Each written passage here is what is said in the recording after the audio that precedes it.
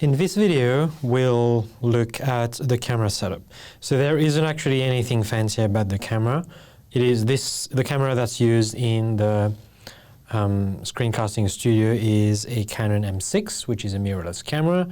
The only reason why we're using a proper camera instead of a webcam is because a camera, whether it's a DSLR or a mirrorless or even a point-and-shoot camera, high-end point-and-shoot cameras, will give you a better quality image than smaller webcams that are cheaper, easier to use, but you do sacrifice on the quality of the image.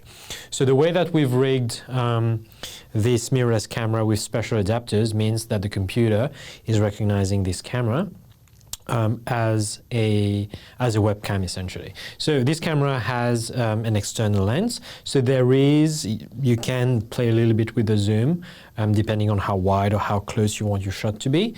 There isn't much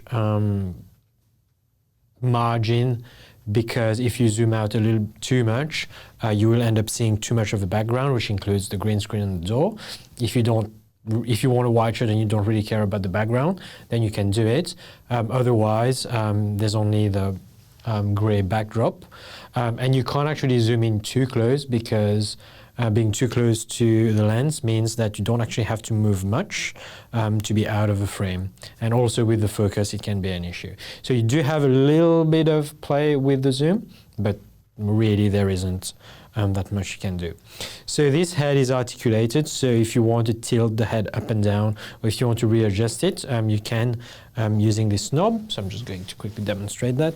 You can just untie this knob and move the camera around and reframe it as you see fit. You can also push it up and down if you need to, but I don't see why you would. And essentially, yeah, that's all there is to know about that camera. It's just consider it a webcam that's connected to the computer that just records better quality images.